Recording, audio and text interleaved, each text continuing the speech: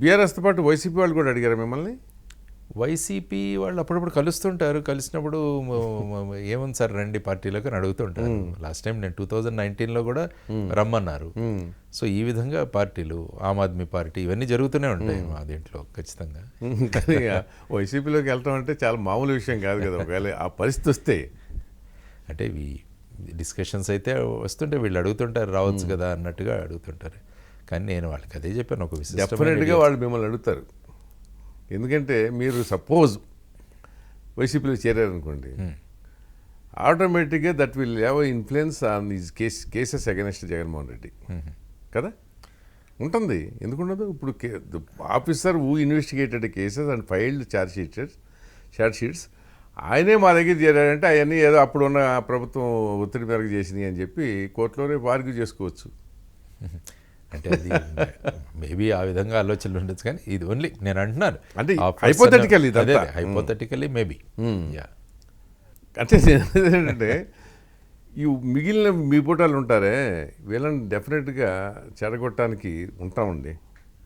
నేను చెప్పదలుచుకుంది అది. అందరూ ఉంటారు మిమ్మల్ని చెడగొట్టడానికి. సో చెడటమా లేదా మీరు తెలుసుకోండి అంతే అండి. ఫైనల్గా నేను నా డెసిషన్ తీసుకోవాలి. ఎందుకంటే ఇవన్నీ వస్తుంటాయి మన దగ్గర, సో మెనీ థింగ్స్ ఉన్నాయి. ఫైనల్గా ఏం సెలెక్ట్ చేసుకుంటామన్నది దట్ డిపెండ్స్ ఆన్ నేను డెసిషన్ తీసుకోవాలి. I will take a conscious decision, there is no doubt. ఇప్పుడు చాలామంది ఆఫీసర్లు వీఆర్ఐ తీసుకున్నారు, చాలామంది ఆఫీసర్లు రిటైర్ అయ్యి ఉన్నారు, ఖాళీగా కూడా తిరుగుతున్నారు. మరి వాళ్ళందరినీ అడగరే?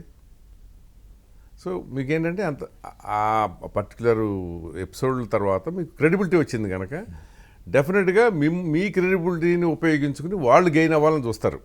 ఏ పార్టీ అయినా సరే, whether it is Telugu Desam, BRS, YCP, Janasena, what not. But end result ఏంటనేది చూసుకోవాలి. I have to take a decision. మీరు అన్నట్టు I have to take a conscious decision. అది. సో ఇప్పుడు నెక్స్ట్ ఎలక్షన్స్కి ఏమన్నా అసలు నిజంగా పోటీ చేయాలన్నప్పుడు మళ్ళీ నేను పోటీ చేస్తానండి డెఫినెట్గా. ఏదో పార్టీ కంటెస్ట్, ఏదో పార్టీ తరఫున కాదు. నేను అన్నాను, నాకు ముఖ్యంగా అగ్రికల్చర్, రూరల్ డెవలప్మెంట్, ఎంప్లాయ్మెంట్ ఈ విషయాల్లో నాకు కొన్ని ఐడియాస్ ఉన్నాయి. నాకు కొన్ని నేను తయారు చేసి పెట్టుకున్నాను నోట్స్. సో దాని గురించి మీరు ఏదైనా డిస్కస్ ఇచ్చి ఇది ఖచ్చితంగా మేము ఇంప్లిమెంట్ చేస్తాము అని మీరు కనుక హామీ ఇవ్వగలిగితే మాట్లాడతాను మీతో. అదర్వైజ్ జనరల్ రొటీన్ ప్రాసెస్లో వచ్చి ప్రజలను ఈ మేనిఫెస్టోలు పెట్టి అవన్నీ చేసుకుంటే అదర్వైజ్ వ్యవస్థలో ఇండిపెండెంట్గా నిలబడేదానికి కూడా అవకాశం ఉంది. ఆ ఫైట్ నేను నిలబడడం అయితే ఖచ్చితంగా నిలబడతాను. ఎక్కడి నుంచి? వైజాగ్. నేను వైజాగ్, ఎందుకంటే వైజాగ్ వాళ్ళు ఆదరించారండి. వైజాగ్ వాళ్ళు అపారమైన విశ్వాసం చూపించారు నాకు. ఇప్పుడు కూడా వాళ్ళు రియలైజ్ అవుతున్నారు, సార్ ఈసారి మీరు ఇక్కడే నిలబడాలి, మేము ఖచ్చితంగా మిమ్మల్ని గెలిపించుకుంటాం అన్నది కూడా వాళ్ళ మాటల్లో ఉన్న అంశం. ఓకే. సో ఆ విధంగా చూద్దామండి ఎలా ఓవరాల్గా ఏ విధంగా డెవలప్ అవుతుందో. ఇప్పుడు ఎందుకంటే టోటల్గా కన్ఫ్యూజన్లో ఉంది మొత్తం స్టేట్, టోటల్ కన్ఫ్యూజన్లో ఉంది అక్కడ. అంటే అసలు అక్కడ విచిత్రమైన పరిస్థితి అదే ఏపీ. అవును, ఇక్కడ ఒక రకంగా ఉంది. కానీ బట్ మీ గ్రౌండ్ అదే కదా ఏపీనే కనుక. సో మీరు అక్కడ ఎట్లా చేయాలి, ఎటు వెళ్ళాలి అనేది వీళ్ళతో నేను మా వెల్ విషర్స్ వీళ్ళతో డిస్కస్ చేస్తున్నాను ఏ విధంగా చేయాలన్నది. అది కూడా అక్కడ ఏ విధమైన కన్ఫ్యూషన్ ఉందో ఇక్కడ కూడా ఆ విధంగా ఆలోచనలో కూడా, ఎందుకంటే ఒక ఫైనాలిటీ కానీ ఒక క్లారిటీ లేనప్పుడు ఇలాగే ఉంటుంది ఫైనల్. సో అక్కడ కూడా ఏం జరుగుతుందో అన్నది కూడా ఇంతవరకు ఎక్కడా క్లారిటీ లేదు. ఆల్మోస్ట్ ఇంకొక సంవత్సరం ఉంది మనకు మ్యాక్సిమం ఎలక్షన్స్. అంతే అక్కడ అంతే ఉందలేండి. అంతే ఇక నెక్స్ట్ మంత్ ఇప్పుడు మార్చి అయిపోవచ్చింది, ఏప్రిల్లో షెడ్యూల్ ఇచ్చేస్తారు. నెక్స్ట్ ఏప్రిల్లో అయిపోయింది 1 year. అదే 1 year. సో 1 year ఉంది. 1 yearకి మీరు మళ్ళీ ఎమ్మెల్యే చేద్దామని నేను ప్రస్తుతానికి అయితే ఎంపీనే అనుకుంటున్నాను. సో కండిషన్స్, మా డిస్కషన్స్ దీన్ని బట్టి ఫైనల్గా ఏం ఎమర్జ్ అవుతుందో చూసి అవసరమైతే ఏదో ఒక పార్టీలో చేరతారు, లేకపోతే ఇండిపెండెంట్ అయినా నిలబడడం అంటే ఖాయం.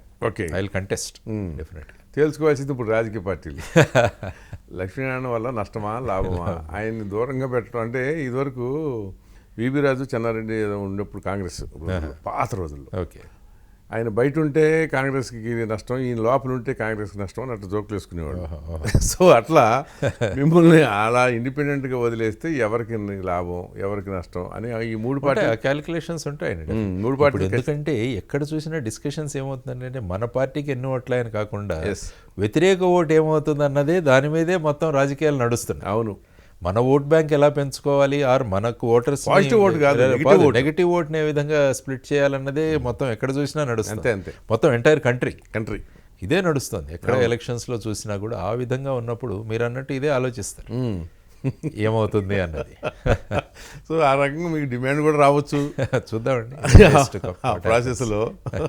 అంటే ఇది కూడా లెటస్ బి ఆప్టమిస్టిక్. గెలిచి రాజకీయ వేదిక ద్వారా కూడా మంచి చేయాలని చేయొచ్చు కోరుకుంటాను. అవును. కానీ ఒకవేళ అంటే ఎందుకంటే ఫ్రాంక్లీ మీరేమో బ్రూటల్లీ ఆప్టమిస్టిక్, నాకు అంత ఆప్టిమిజం లేదు. నేను ఎందుకంటే ముఖ్యంగా ఆంధ్రప్రదేశ్ సమాజాన్ని గమనించిన తర్వాత మీ బోటి వాళ్ళని అంతగా ఇప్పుడు ఏదో 10 మంది అంటాం వేరు, ఓటర్గా వచ్చి ఆదరించడం వేరు. ఏదో పవన్ కళ్యాణ్ లాంటి వాడు కూడా అనదు, నాకేమో జనం వచ్చి పడి చేస్తారు, మీరేమో ఓట్లు వచ్చేటప్పుడు ఏమో ఇంకా డబ్బాలు ఖాళీగా ఉంటాయని చెప్పి ఇట్లాగే చేస్తుంది. మన చుట్టూ చేరే వాళ్ళంతా మన చివరిలో వచ్చి ఓటేస్తారని మనం నమ్మడానికి కూడా లేదు అది. సో ఒకవేళ ఆదరించకపోతే పర్లేదండి, ఇది ఈజ్ ఎ కంటిన్యూస్ వార్ కదా, ఫైట్. మన ఎఫర్ట్స్ మనం పూర్తిగా పెట్టాలి. అందుకనే భగవద్గీత నీ ఎఫర్ట్స్ నువ్వు పెట్టు, రిజల్ట్స్ జస్ట్ లీవ్ ఇట్. ఆ విధమైన డిటాచ్మెంట్ అన్నది పెట్టుకోగలిగితే మనం ఇలాగే ఆప్టిమిస్టిక్గా వెళుతూ ఉండవచ్చు అన్నది. దానిపై కృంగిపోయి ఇదైపోయింది అని మనం బాధపడకుండా ఎస్ ప్రతి విషయం నుంచి కొత్తది నేర్చుకోవచ్చు. మనల్ని మనం ఎలా రిఫార్మ్ చేసుకోవాలి, ఏ విధంగా మనం చేసుకోవాలి అన్నది పాజిటివ్ సైడ్లో తీసుకువెళుతూ ఉంటే ఇట్స్ అన్ ఎక్స్పీరియన్స్ ప్రతి ఒక్కటి. కానీ దానికి అదర్ సైడ్ ఏంటి చెప్పనా, మీరు కూడా ఫేడ్ అవుట్ అవ్వచ్చు.